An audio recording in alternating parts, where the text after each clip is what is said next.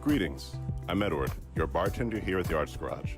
Today, I'll be showing you our CEO Marjorie's favorite drink, the Kusama.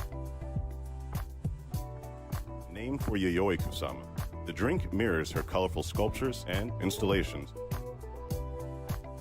So the first thing we're going to need to do is, of course, fill the drink with ice. Next, we'll get 2 ounces of vodka. For this one, we'll use Tito's vodka.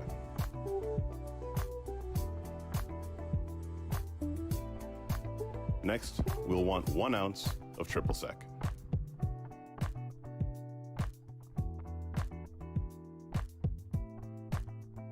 After that, we're going to want to add a dash of lime juice.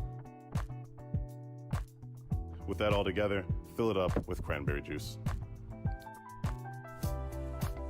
Very wholesome, very healthy. And to top that all off, you'll want to add a slice of orange. Now, mixed together, you have a beautiful drink, the Kusama, and you can enjoy. Good evening, everyone. I'm Dave Lawrence, President and CEO of the Cultural Council for Palm Beach County. I'm thrilled to welcome you tonight to Culture and Cocktails. I certainly wish that we were all together at the Colony Hotel, the beautiful Colony, but we're going to do this virtually tonight. And I know that you are all sipping a cocktail and enjoying from your homes, and we welcome you. We're glad that you're here. The mission of the Cultural Council is to champion, engage, and grow the cultural sector of Palm Beach County. We work each and every day to do that work, and we're thrilled to welcome you all tonight, our members, our donors, and those that might be joining us for the very first time. Welcome, we're glad you're here. I want to start by thanking our sponsors for Culture and Cocktails. We certainly could not do this without the wonderful support of the Roe Green Foundation, and Roe Green is the founder. She's a board member of the Cultural Council and a dear friend. Roe, we love you.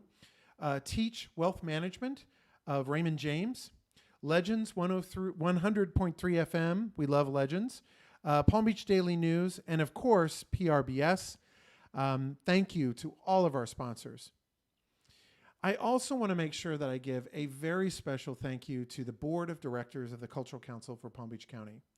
This is a phenomenal group of community leaders who are passionate about arts and culture in Palm Beach County. I especially want to make sure that I thank our chair, Bill Parmalee. Bill is an amazing leader, and he's led us through this pandemic crisis with much gusto. So thanks to the entire board. All of us at the council are extremely grateful for your leadership and your support. One plug that I'd love to give is we have an incredible exhibition here at the Cultural Council right now. It's called Karibu. Karibu is a Swahili word that means welcome, come in. This is an exhibition that celebrates African-American artists in Palm Beach County. It was curated by Anthony Burks and Trina Slade Burks. They've done a magnificent job. There are more than 25 artists in this exhibition, most of whom have never exhibited here at the Cultural Council. The exhibition runs through March 13th. I encourage all of you to come and see this show. It's absolutely remarkable. So with that, now that we're all cocktailed and ready to go, I think let's jump into it. I am thrilled to be joined tonight by some cultural dynamos. I can only tell you I don't think you're prepared for what you're about to experience tonight. We are joined first by Marjorie Waldo. Marjorie is the CEO of Arts Garage. She has a long history in education. Absolutely. And came to Arts Garage in 2016. That's right. And seated next to me is Doug Evans, who is the executive director of the Chamber Music Society of Palm Beach. We arrived at our jobs about the same time. Exactly, yes. We're both Indiana boys. Yes, we are. Yes. He has had a varied career in a lot of for-profit arts and culture too, including some Broadway stints that we're going to talk about. Correct. I'm a huge Broadway person, so this will be very interesting to get into all of this. So we got a great program for you. Please help me welcome Marjorie and Doug. We're all cocktailed. I hope you all are at home as well. So let's get started. So Marjorie, What makes you tick? There's a lot of, you've had such a varied career in education and now your work at the Arts Garage. What is the glue that holds all that together? People make me tick. So finding a way to help people find their joy is what really makes me happy and feel like I've accomplished something at the end of the day. So it was the same in education. And I started out in theater. I started out as an undergrad at UVA in theater. So that is my first love. And it felt like I was kind of coming home when I rejoined an arts organization in 2016. But making people happy and helping them find their joy, whether it's the performers on our stage or our volunteers or our board, it just is a really beautiful thing. So let's talk about the Arts Garage for just a minute. It is a special place. It is. There's a lot going on there on a regular basis. What makes it so special? What are you most excited about that's coming up? And what is the secret sauce of Arts Garage? I think we break the rule that is that you should not try to be all things to all people. We try to do the opposite. We try to be all things to all people. So we want to do a little bit of jazz, a little blues, a little rock and roll, soul and Motown, and hopefully some chamber music coming up after the couple of cocktails we had prior to the interview. I love that we do some theater, that we have open mic nights for emerging artists, that we have an art gallery. I'm a member of the Florida Professional Presenters Consortium. And we started an equity, diversity, and inclusion committee, and we're having some speakers in the arts talk to the members to tell their stories of being a member of the BIPOC community and in the arts. And we talked about doing a visual artist to share their stories. The majority of our members do not have a visual arts gallery. I think it's really a dynamic part of what we do, that we do showcase emerging visual artists. So we are a little bit of everything to a lot of people. So you just used a term that I just want to make sure that our audience can follow along with, and that's BIPOC. And that means Black, Indigenous, People of Color. You got it. It's great to see that equity and inclusion focus, and we'll come back and talk a lot more about that, because that is clearly something that is important to the Cultural Council, and we're making strides there too. That's wonderful. So we're giving you some new acronyms tonight too. So BIPOC, there's a new one for you. Okay, Doug. So you've had a very varied career. What is the through thread for you? You know, it's important to me when you think about Jan McCart, who passed away yesterday, and we all miss her. When you think about Jan, or good friends of mine like Cloris Leachman, who passed away this past week, the through thread for me is you're either in it or you're not in it, basically.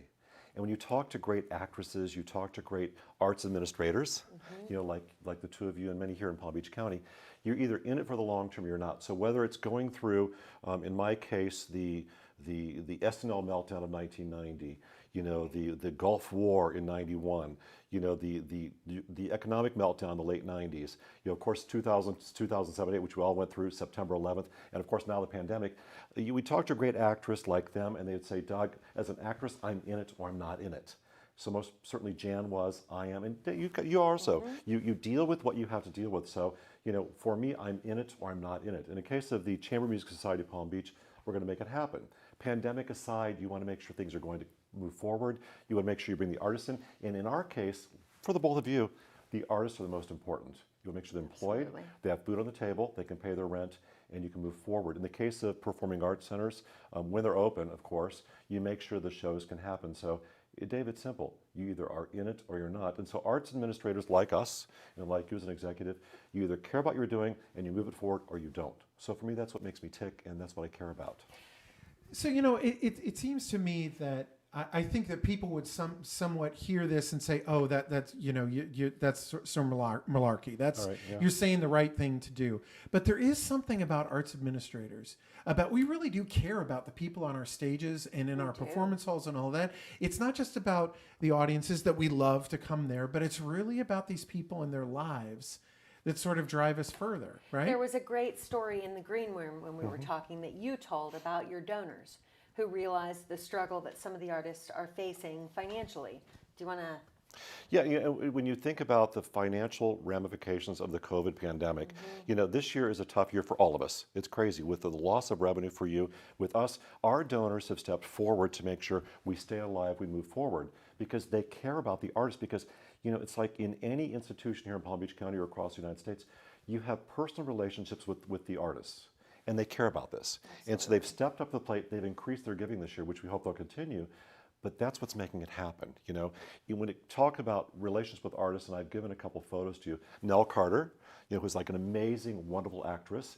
When I met her backstage doing a performance for me, we got to be friends before that.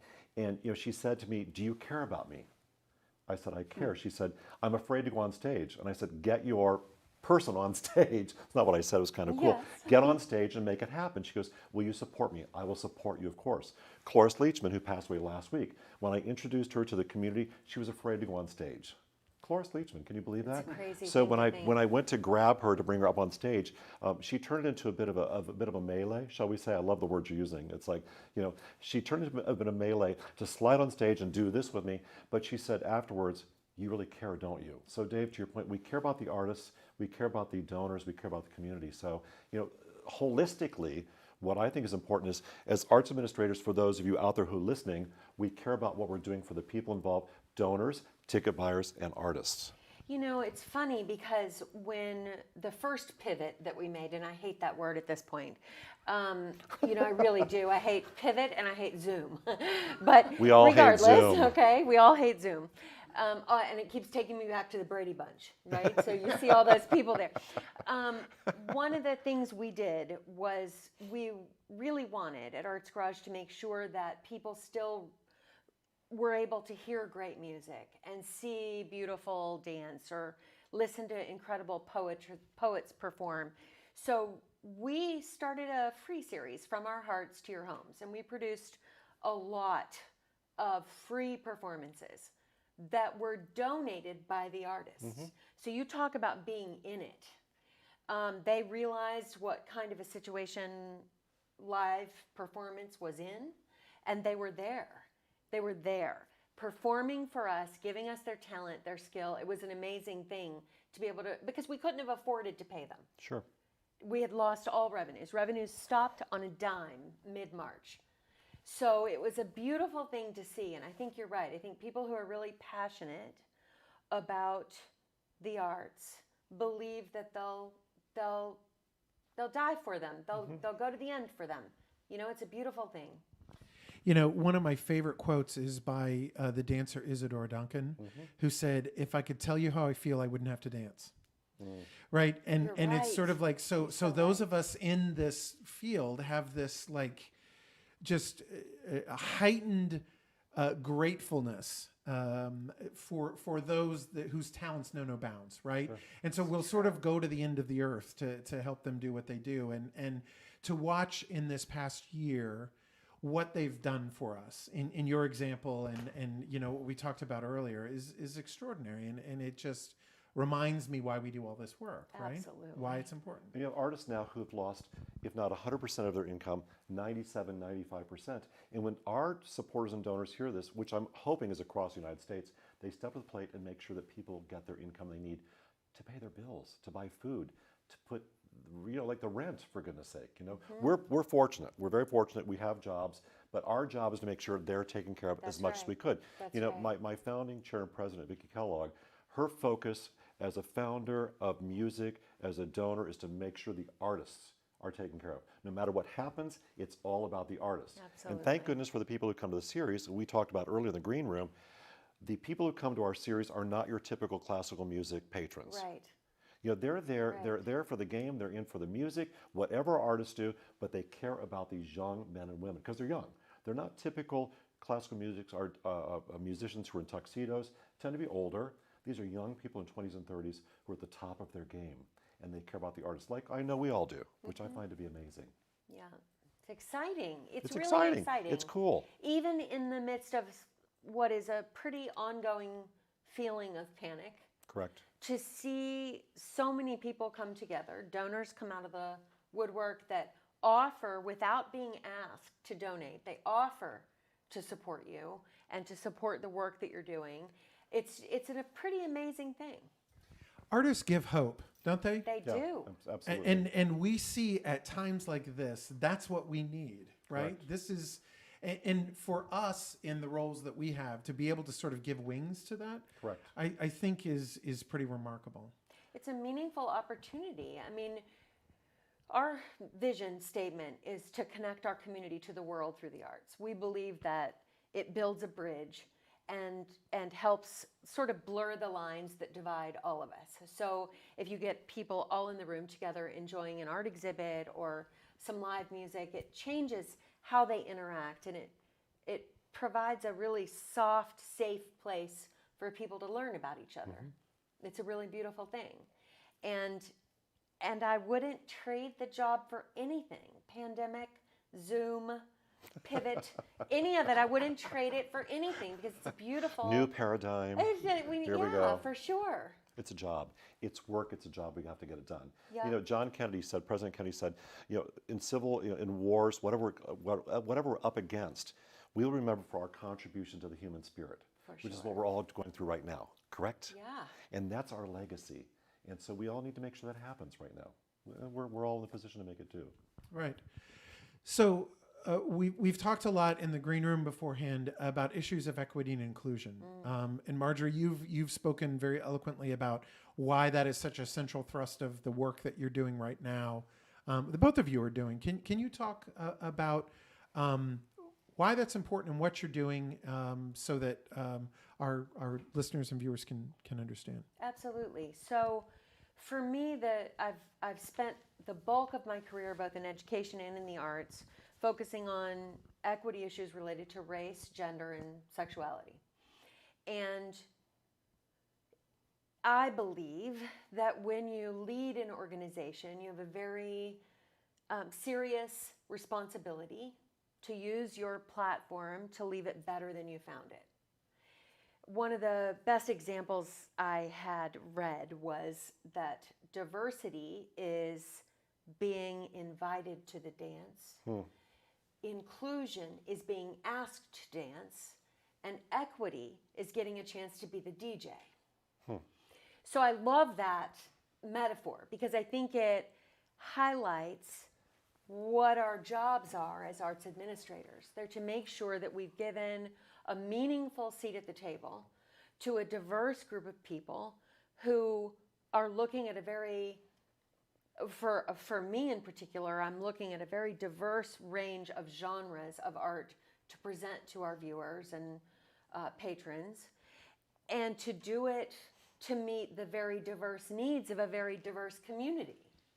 So you want your team, especially people who are in leadership roles, to reflect the beautiful diversity of our world so that the opportunities for our patrons to see amazing works of art and performance on the stage is just broadened. It's a really serious responsibility and just the most beautiful thing when it's successful.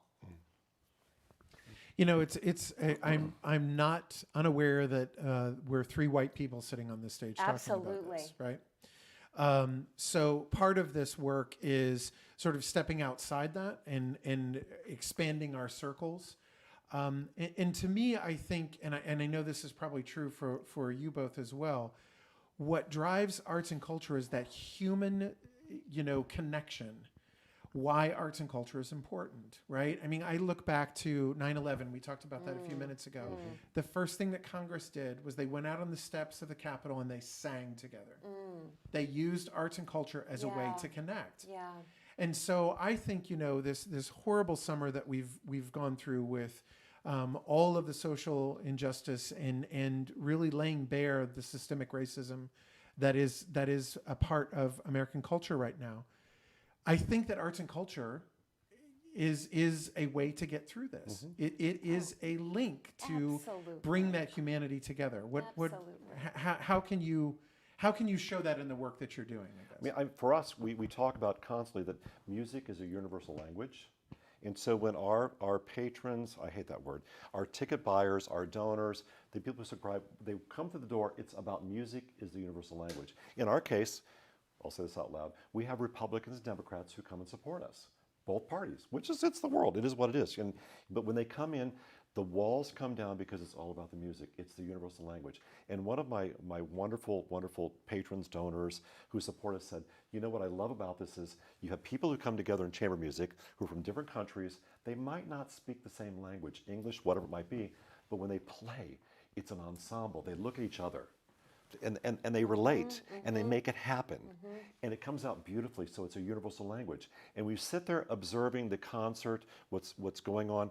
The walls drop, the animosity drops, the anger drops, right? And you see the similarities and you see, we have. we all get along, we get together. And so when you enter, and it's not a perfect world, no matter what we do, but when you come to one of our concerts, I'm not here to promote our organization, but as a concept, as a construct, when you come to a concert like this, whether it's the Palm Beach Symphony, something else, the music unites all of you. And for a lifting hour or two, whether it's with you, with jazz, anything else, you get together, you come together. So for us, it's the concept is music is universal language, so we all come together, which I love. Let's shift a little bit and talk about another sort of line or wall that's built up. And Doug, you can talk specifically to this. This is a little insidery, so bear with me, but I think there's some good stuff here. And that is this demarcation line between for-profit and nonprofit arts and culture. Sure. You know, we talk about for-profit, some good examples of that. Broadway is a great example of that. So does that line still exist? Should it? Does it matter anymore? To me, Marjorie, have a drink. Now's your chance. This is your chance. I'm ready to listen. Go for it. I'm gonna Yours listen and is learn. yours is on the floor. Go for let it. me- You know, I mean, the I will line is very, follow very my blurred. I directions. learned this a long time ago when I was working for Niederlander in China, taking shows from the States in English to China. You realize that people want to see musical theater, basically, and so the Niederlanders are for-profit. When you have like an arena stage, a signature stage, a company in New York that's a for-profit organization, they're still organizing and employing young people, old people to do musical theater. At this point in time, the line that is blurred is that you have some nonprofit theaters who make a tremendous amount of money. You talked about this earlier. Where did a chorus line come from?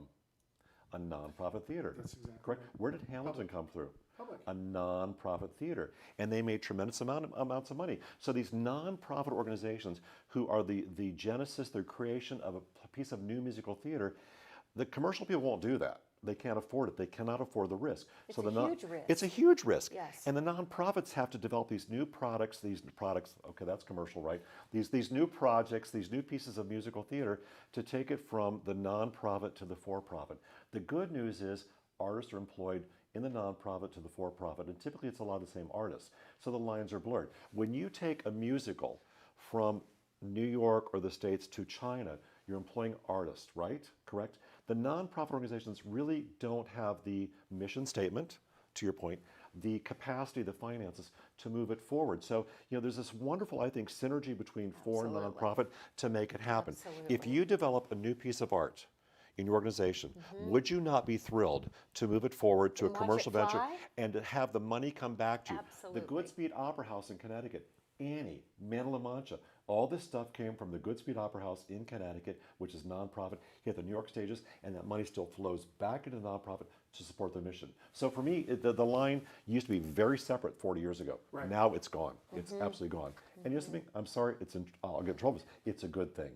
It's a very good thing. Nothing wrong with that. It's symbiotic. It's a symbiotic relationship. There are things that a nonprofit's able to do that a for-profit can't, and vice versa. Correct. And they feed each other at some level. And the people we're really working for, who are the artists and Correct. performers, they're fed from both pools. Literally fed. Absolutely. Literally Employed and fed. So it's a beautiful thing.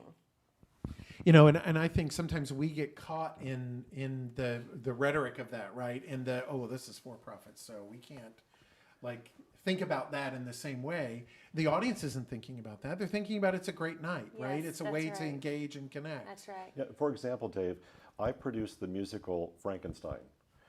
It started in a nonprofit theater. We had these young men who were developing this great musical. We did a wonderful concert reading at NJPAC, New Jersey Performing Arts Center, with equity actors. We did more readings with non-equity actors. Then we moved it to off-Broadway. And you know something? We employed a lot of people for a very long time. And to this day, it's still licensed. These wonderful people who created the show, the writer, the lyricist, the person who wrote the music, they're still employed to this day because of that. Perfect example, right? So me as a commercial producer at the time took the nonprofit sector and moved it forward. There's nothing wrong with this whatsoever. And when you lift up Dave Lawrence, the prolific writer of new musical theater, you know, and you employ Christiane Knoll, Steve Blanchard, Hunter Foster to take this musical forward, what's wrong with that? Absolutely nothing. It works. Right, and again, it's connecting to artists, it's connecting to new material.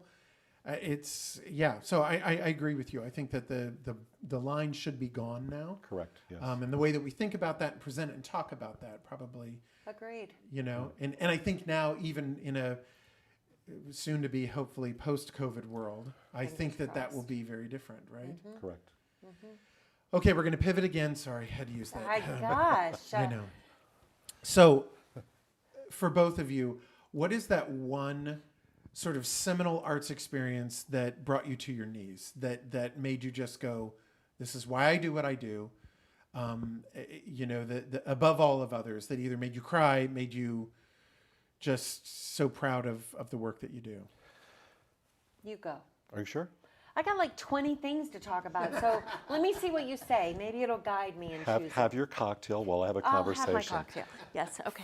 For me, simply, I was in San Diego running the Old Globe Theater. I had 3 theaters that had shows running, 3 theaters, rehearsal halls full. I had 1,000 young people there. September 11th happened. As the CEO of the Old Globe, you've got 1,000 young people there. And what do you say? None of us knew what to say. So I assembled everybody, the outdoor theater, the arena theater, 1,000 young people, the stage crew, all these people. And I said, you know something, I don't know the answer. I said, but I'm here for you as your arts administrator, and say that, by the way, to help you do what you need to do. We have no answers right now. I had no answers, but I want to help you. What do you need from me? I'm here. Tell me right now what you need from me. What I got from people is, I need to know where my partner is in New York City. My wife, my lover, my friend, my kids. I said, give me a list of what you need, who you need to talk, give me phone numbers, and the first time I can get out of San Diego to fly to New York, I will go there. I will call people and make sure, and I will call you back. Intense. So I got a huge list from the actors in San Diego, and I said, but what I need you to do, by the way, what I need is, I need you to do your job. We have audiences coming. You need to elevate the human spirit. You need to entertain them. You need to give them art. They need to escape from what's happening because we just don't know. I took this huge list from them to New York, flew out there 3 days later.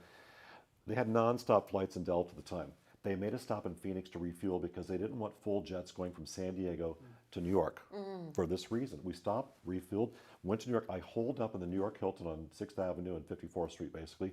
I was there 11 days, making phone call after phone call. If I could not reach somebody, I went to their apartment and made sure they were there. I kept calling San Diego every day. I said, you know, Dave Lawrence, your friend, your wife, your partner, your kids are okay. They can't get you. They're fine. I'm telling you, Margaret, they're fine. Here's what we're doing. So to me, it brought me to like a sense of humanity, like this is your job now. This is your real job. You're a manager, you're taking care of people. That brought me to like such a human level that I had a real, it wasn't about fundraising, it wasn't about selling tickets, it's about taking care of people. 11 days in the New York Hilton, calling people, hopping in a taxi, walking to find people and knocking on doors saying, hi, my name is Dynamos, you don't know me. However, your husband, your wife wants to know. I can't reach them. I said, I can. That was my experience. Wow. To this day. Yeah. Marjorie, what about you? Well, so I can't compare to that in one big moment, but I can say that I think what it boils down to me and what I hear from that story is the family element of what we do. And so I can name 1,000 little things that have happened in just the last 4 years at Arts Garage where I'm moved to know that this is the impact we're having. So a retired person who has a bundle of health issues saying that we're one of the reasons he attributes to not being his volunteer work and listening to the live music that we put on is one of the reasons he's not in assisted living. Or the young 14-year-old whose mother had a drug and alcohol issue and she needed a place where she felt safe and to have a family, and we were that for her. Or the performers who feel like giving us free shows to help us get through the pandemic when they need to get through the pandemic just as much. Those are the moments, those human moments where you know you're making a difference. You know you're filling a void in someone's life, or helping ease some pain for even just a moment, or whatever. It's just a beautiful thing. That's when you know you've landed in the right place. But it's people with people. Yeah. It's human. It's human touch. It's human touch. Same thing. Beautiful. Yeah. Amazing. So it's not always this glamorous, the work that we do, right? No. I think some of the most telling stories are the disaster stories. So I'm sure you both have a disaster story of your time working in the arts that you can share with, maybe not a lot of four-letter words, but... I'll do my best. That's not what I'm famed for. Every time she says it, it's a $100 donation. I Here we go. am trying really hard Now's not to your go chance. with the dare. So, So let's start with you. okay. Give us a good disaster story. So Arts Garage was a turnaround. When I started in 2016, we were upside down financially. Our reputation capital was scarce, if existent at all, and we really had a pretty significant struggle on our hands. So for 2.5 years, we worked to make people believe in us again. We worked to straighten out the finances so people felt good about coming to a show. They knew their money was going to an organization that was healthy and successful and producing something that made them happy. And part of the way we did that was with donors and through our annual gala. So our third annual gala that I was responsible for, it was fantastic. We had Kermit Ruffins from New Orleans, never comes out of New Orleans. It was a coup that we got him. We had an amazing... lots of yummy food, and it was just a fantastic good time, people dancing up from their tables. In the middle of serving the food, I had a couple of staff members stop by, and I'm schmoozing with all my donors and talking to my board members, and a couple of staff members came up and said, Marjorie, I think you might want to just look at, I'm worried about the food. And I'm like, well, what's wrong with the food? And they're like, well, I'm just not sure we have enough. And I'm seeing people walk by with full plates and they look happy. I let my staff continue to look, and eventually I glanced to the end of the theater and I saw all of my staff who were on duty lined up along the east wall of the theater like deer, their eyes just deer in headlights, looking at me, and nobody wanted to come tell me what was wrong. So I walked towards the staff members, and as I do, I see into the gallery space where the food is set up, and the caterer and his staff are standing as if they've completed the service at attention behind empty serving dishes. We ran out of food with 60 people. This is our high-end, most beautiful, fancy. I'm like rocking on this because I've created this out of 3 years of struggle, and now we've got this incredible night, and Kermit Ruffins is making people dance, and the food is delicious. 65 people got tacos from across the street because there was nothing left. So I had to come out in the middle of the event, in the middle of the service, and say, I'm sorry, there is no more food. We have gone to get you tacos, and if you need a refund because you're angry at us, I will happily give you your refund. Please forgive me. I've never been more mortified. No one asked for a refund. Everybody waited for the tacos. There were some angry people, no doubt. They continued to enjoy the evening. A couple of people left early, but I think they came back to see us eventually. It was mortifying. So now, when we're planning our parties, you can trust me that food is the first thing on our task list. Oh, that was mortifying. It was just mortifying. But you lived through it. Oh, I did live through it. And I finally was able to tell it in a way that didn't make me weep. This was the first time I've told the story without weeping. Okay, Less drama, less drama. Okay. Not so much fun either, by the way. I had flown to Detroit to see the Kresge Foundation, who's given all of us lots of money. So I flew there the day before, staying at the Hilton at the Detroit airport, the old one, by the way, and big snowstorm. So I go see the Kresge, drive through the snow, come back, and I called the theater and I said, okay, it's Tuesday, it's opening night, and I said, how's it going? The music was Aspects of Love, Andrew Lloyd Webber. I love that show. Really? Ron Bomer, Linda Balgord, great cast. So I called the theater from a payphone. At that time, no cell phones. Can you believe that? And I called the program manager and said, so how's it going? She goes, the cast isn't here. Well, where are they? She goes, I don't know where they are, but they're not here. They're snowed in a city somewhere. I'm like, you've got to find them. There's a show tonight. And we're talking $1 million on the line here, basically. So I'm chatting with her saying, what do we do? What do she goes, I can't find them. I look across the concourse. We're at like gate 32, gate 34. I see these people like Joseph and the Amazing Dreamcolor tour jackets on. I'm like, okay, I think there are theater people here. I said, I put the phone down, the old phone on the shelf here. I walked and said, excuse me, who are you here? They go, well, we're the cast of Aspects of Love. We're trying to get to Hartford, Connecticut, but our plane is canceled. I said, I found them. I found them. I'll take care of it. I'll take care of it. Oh my So I said, have a van at the airport. There'll be no sets and costumes, but have a van at the airport. I'll take care of it. They said, are you sure? I said, yes, have a fan there. Boom. So I walked across. I said, come with me, all of you. So I went to an American Airlines guy. I said, this flight's canceled. Well, this one's going to go. I said, I need 25 tickets now. They go, you're going to pay for it before September 11th, by the way. I said, yes, here's my personal, by the way, credit card. I hope I can afford this. Buy 25 tickets now. Put them on. Are you sure? I said, yes, put them on the plane now, basically. What about you? I said, I don't care about me. Get them on the plane now. So I got them tickets. Linda Balgord, Ron Bomer, this great cast of people, got them on the plane. They're like, who are you? I said, it doesn't matter. Just get on the plane and go. Just go. You're a donor? I'm like, I'm a donor. Just go. I'm really a donor right now, by the way. Just go. So we got them. They picked them up at the airport at 6 o'clock. This cast went on stage. I got there at 7:30. I was on the next flight. They walked on stage. They did the musical without costumes, with a piano, opening night. And amazingly, the audience erupted into amazing applause. They loved it. They absolutely loved it. The second worst night in my life, basically, was Frankenstein. We did NJ Pack. We go on stage. With the lead actor we'd hired, who was a famous Broadway actor, by the way, calls me that morning and says, I'm sick, I can't perform now. I'm like, great, what do? It's like 3,000 people sold out. Went to the author of the show, who sang the show that night, Hometown Boy, with a script like this, and the whole place in applause. So my life has been with theatricals where people don't show up or they're stuck in snowstorms. But it's like, what do you do?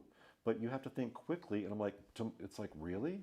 The show must go on, my It's like, friend. and I thought, please let my credit card hold all these tickets, please. Don't deny it. They did, and they got there. So it turned out well. So we pivot. We do. We pivot. I hate you both for using this word. We pivot. I told you I hated the word. We make it happen. So, but it's all good, and we've lived through it, and that's part of the fabric of who we are. It's all good. So one of the things we love to do at Culture and Cocktails is dish a little bit. Oh. So you have got to have some other good stories. Can you share? Yes, Okay. I can a little bit. So Here we go. Yes, so I had gone to the opening night of Guys and Dolls on Broadway, which we had invested in, 1992. First color photo on the New York Times of a Broadway musical. Faith Prince, Nathan Lane, terrific. Go to the party afterwards at the Roseland Ballroom, for those of you old enough, not you, me, none of you, to remember. Great party, 4 o'clock morning, go to sleep in the car on the way back, sleep on the floor, get there. Shirley MacLaine was coming in the next day to do her show with her dancers. So I get there at 7 o'clock in the morning. Steve and Edie Gourmet's son or daughter had committed suicide the day before, so Shirley was in a really bad mood, basically. So I got there at 7 a.m., my suit and tie, suit up. I said, Miss MacLaine, I always invite people to dinner their opening night. I'm hoping they say no, by the way. It's like, say no, please, I'm tired. So I said, Miss MacLaine, she goes, yes, would you like dinner after your show tonight? She goes, well, yes, I would. I'm like, oh, great, terrific, this is great fun. So we get the show, it's 10 o'clock. Halfway through the day, she said, fire the dancers, fire the band. It's a 90-minute woman show, like a trio, we're gonna do this. So that's fine. We go to the restaurant afterwards. It's like 10:30 at night, she's there with her manager, and we start talking, which is like fascinating to me. She starts admitting to me a lot of stuff in her life. She said, basically, I'm a smoker. I don't sleep. I'm an insomniac. She loves good red wine. A lot of her books, she said, people think I'm nuts, but I have 11 best-selling books. She goes, I'm not crazy. I know what I'm doing. I'm absolutely good at this. I'm like, so you're kind of strategic, because I'm very strategic in life. I fell in love with Shirley MacLaine that night. Wow. What a great person. Which just means she's not stupid. She manages her career. And she said to me, Doug, in life, these celebrities who do not manage their lives, they're like a flash in the pan. Now, this is before Lady Gaga, by the way. These are old star celebrities, basically, who said, if you manage your life, think about the good ones. Streisand has managed her career. Not too much, not too little. Midler, not too much, not too little. And Shirley MacLaine to this day is still a star, still a celebrity. You know, when you talk about these people, Juliette Prowse, remember her, the dancer with legs from here to here? Sounds Maine. Yeah, which I produced, by the way. Ah, There you go. So she was in the national tour of the name. I took her to dinner one night also. She liked to drink Opus One red wine, which is now $4.50 a bottle. That night it was $1.50 a bottle. I get the bill. She had 4 bottles of red wine. It's like $600. I'm like, for what? There's no food. What she said, because here's the dish. She goes, for those of you old enough to remember, she said, do you remember in the publicity when Frank Sinatra slapped me? Which is like a huge thing in the press at the time. She goes, it was all staged because Frank Sinatra's career was flagging. They set up the whole thing with a studio system to get his career back. So when you spend time with these folks, they tell you things they wouldn't tell anybody else, which is never in the press, which I loved. So when you spend time with people, you get to know them, you love them. So a little bit of dish, a little bit of dirt, not too, sensational but or salacious, but inside, which is fun. No, it's which great. I love. It's great. Cool. Good stuff. Very cool. So we've talked a lot about pivoting tonight. We've talked a lot about sort of how we all got here, right? So let's talk for just a minute. We have about 5 minutes left here. Let's talk about COVID in terms of, I've done a lot of talks on sort of the impact on the sector and all that sort of stuff. But what do you think the long-term impact or change is going to be? How are we going to be different? How is your organization going to be different? How are we going to be different here in Palm Beach County? Marjorie, I'll let you start that. I think a lot of people that I know who lead arts organizations felt like they were caught with their pants down. We didn't have a plan. We didn't know how to live stream. When I first started talking to entertainment attorneys about how to do it legally, everybody said the same thing, that live streaming was the wild, wild west of live music, that to do it legally is much trickier than one might think. So I believe that we will be more likely to have a backup plan that is more out of the box than we would have thought of prior. I think we're really good at force majeure lines in our contracts Of course, now, yes. and that we're much more careful about what we say. I think we'll be more prepared. We're gun shy, and I think that will make us smarter. I think we'll have backup plans. I think we've survived. Most of us have survived, and it's going to be a little shredded when we come back. Mm-hmm. It's not going to be full force because we'll probably have some long-term effects financially from operating with such small revenues. But I think we're smarter as a result of it. And I think maybe we're even kinder. Doug, what about you? This is my point to I said on the Merv Griffin show tonight, by the way. So it's like this might like to strangle you to make it kind of fun, like something salacious, like a press thing. For us, I'm trying a little humor here. For us, we've learned how to reach new audiences. We've learned how to simulcast via the internet, which we've never done before. So there are people tonight who are watching, hopefully, that have watched us on our broadcast like this coming Friday night, that in the future, if they can't get to a venue, they can still subscribe. They can still see the greatest chamber music that they can find in South Florida or Lincoln Center or anywhere else. We never would have had to do that had this not happened. That's right. There is no silver lining in COVID whatsoever, none. But it's forced us to learn new skill sets, to figure out, like this tonight, how to make this happen. So we're reaching audiences who would normally come, and they will next year, of course, but people who at some point in time will not, for some reason, be able to come to the concert hall. We can say, we can reach you now. And with our contracts, like you, it's force majeure, it's how to broadcast. We have your permission. We archive tapes like this on the internet. So for us, we've had to learn. There's no silver lining, but it's a growth opportunity, and we've learned how to reach people in their homes, which I think is marvelous. Well, it makes sense to me. Makes it more amazing. accessible too, because you can reach a larger audience and charge less money for the tickets. Or in this case, these are free. It's a free opportunity for your public to see these interviews, and that was not what you were doing before. So this is an opportunity for us to be more accessible to a broader community. It's a And beautiful thing. and artists like Arno Sussman, our artistic director, Paul Wong, who was on 2 weeks ago, they have audiences around the world. Yeah. They can tune in now and see them. And at some point in time, we can figure out, we can figure out how to monetize this. Yes. To support the mission, to sell tickets to it internationally, Yes. which they would love because they get paid. It's terrific. So That's right. this is not the silver lining, but it's a good thing that's happened out of this, if there is a good thing. Right. You know, I think that one of the things that I've seen from sort of the 30,000-foot view of Palm Beach County is our cultural organizations have been remarkably innovative in the way that they've approached this. For sure. Moving programs virtually, moving programs outside, rethinking how they present them, all of that. And I think that, you know, if I'm not trying to be Pollyanna, but if there's a little bit of silver lining to this is it's put us off our game a little bit, and it's forced us to like think differently, and that sometimes that can be a good thing, right? Absolutely. And I don't agree. think, Dave, but you would know because you've got a broader view of this. I keep looking at the the national landscape. Nobody's doing anything anywhere. We are here, which is amazing. That we're making it work, we're Right. figuring it out. We're the only chamber music organization in the United States, I think, who are doing live concerts this year. That's Palm Beach County. This is our home. And I think we're like the epicenter of how you can make the change happen because of leadership like yours and innovation like yours to make this work, which I think is exciting. It's It is terrific. exciting. Agreed. Agreed. We are nearing time to the world famous last question that is always done by one of the founders of Culture and Cocktails, Gary Schweikert, a dear friend of the Cultural Council. So as we prepare for that, I'm going to ask them, my team, to put up the slide of the next Culture and Cocktails, which is happening in March. And hopefully you'll see it there on the screen. And this will be a really wonderful opportunity. We hope that you join us.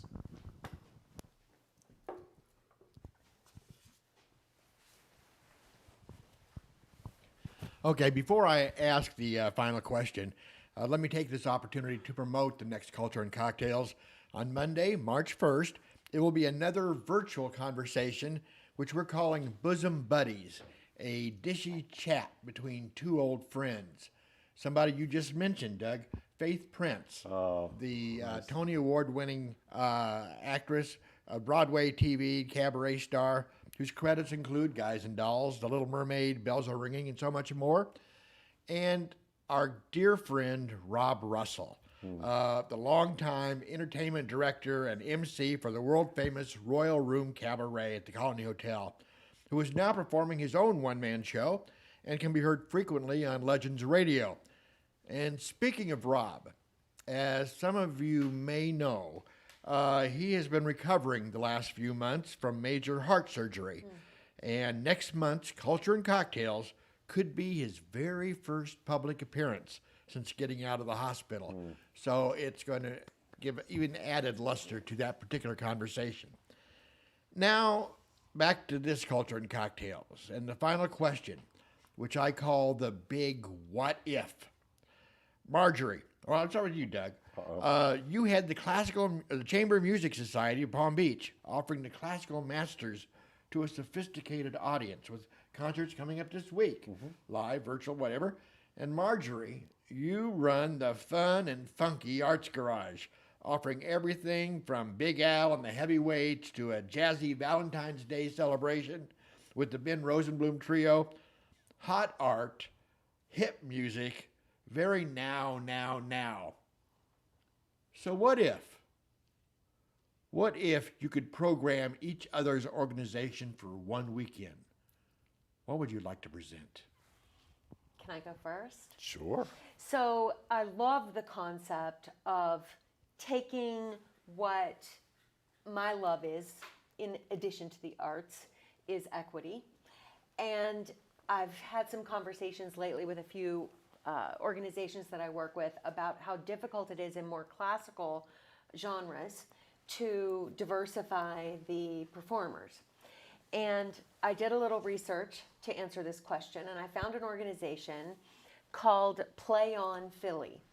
And it was started by a classical musician and a significant donor. They serve kids through kindergarten through 12th grade, providing them an exceptional educational experience, like 2 hours after school every day in classical music, chamber music. They have a string ensemble, a wind ensemble, a percussion ensemble. They have older students in high school have a symphony orchestra. So I want to bring all 30 of them Cool. to Palm Beach. You'll have to put them up in they didn't tell me I had to worry about money. So you have to put them up in a nice hotel and fly them in. But I thought that on a Friday, we could do a series of conversations and like master's classes with high poverty middle and high school students in Palm Beach County with some of their ensembles, with a kids-only performance with the symphony orchestra in the early evening on Friday, and then a performance for your regular audience on Saturday night. I thought Perfect. that could be fun. Great idea. Cool. Love it. Cool. It's going to cost thousands. That's all right. We can do that. We can do it. So my answer, it's right at this point in time, I love that idea because what we would do is we would take what we currently have to Arts Garage. Love it. Because when you bring in our artists who are not older musicians, they're young, 20s and 30s basically, they're not your typical classical artist musician. They don't play in orchestras, they're soloists. These are world-renowned. They study with Perlman. They study with like the best of the best. They fly here from New York. They're all like Lincoln Center musicians or from Taiwan or wherever. We would take our artist to your organization and do the exact same program because when you come to a Chamber Music Society of Palm Beach concert, what you discover is it's young people, not in tuxedos, maybe in a suit and tie, maybe not. Some of the women are like in something like really casual. And they actually talk to you. They break that fourth wall, which you never want to break, in the theater, basically. And they tell you what they're doing, who they are, where they're from. So we would take what we do to you exactly. Love it. That being said, our audience, which is committed to education, because what you might not know is when our musicians fly in and do a concert, the next day they go to the public schools. I didn't know. That's wonderful. And they sit down in their blue jeans and their t-shirts That's wonderful. in the orchestras with the kids, and they do master classes. They'll sit and they'll play in an orchestra like this. And when you see photos of them relating to these other kids, it's magic. It's absolute magic.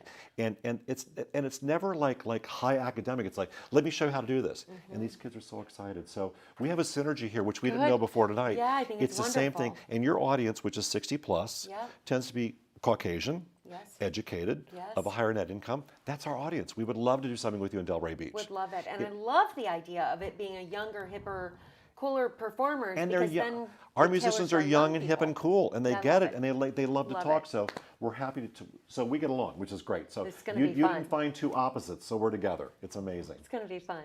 Okay, I misled you. Uh-oh. There is going to be one more question. Oh, no. And this one comes from somebody who is watching. Jason from ArtServe. He wants to know, how can arts organizations work together to support artists, members, and donors? How can you work together? First of all, I love ArtServe, Fort Lauderdale. It's an amazing organization. It houses artists. They've got lots of offices there. They underwrite space for artists to be there. How can we work together? Jason Hughes, I think, is their ArtServe executive director. An amazing guy. We can all work together to like synergy, to work together. He can work in his job to do the fundraising to make sure that there's an ecosystem for arts groups to get together, to work together, and find a symbiosis, a collaborative entrepreneurship to work together. That's how it can work, if that's the right question. I'm trying to get to the bottom of this. But if we all work together, we met for the first time tonight. Well, I was going to say it, like opportunities to sit together and talk, because Correct. the symbiosis is great. So there's lots of organic relationships that could happen very easily. So maybe an organization like ArtServe could get us together, and we could take turns at each other's organizations, visiting, have a meeting there with cocktails. Always with cocktails. Let him know that that's a a deal breaker, so that we can find out what each other's doing and learn how we can help each other. Yes, in his case, he's got arts organizations who are resident there, who rent space. He's got a performance space. He's got a gallery. Yeah, he's got it all. It's a It's place for the beautiful. community to come together. Yeah. It makes total sense to me. Yeah. Absolutely. So that's how we can all work together. Yeah. Well, bringing arts groups together to support the audience, to support the artists, to support the members and donors, that's something that is done right here in Palm Beach County by the Cultural Council. Here. Correct. And the great people here and the organization they run here. And the Cultural Council also presents Culture and Cocktails. We'll be back on March 1st with Rob Russell Cheers. and Faith Prince. Lovely. Thank you, Everybody. everybody. Oh, yeah. Cheers.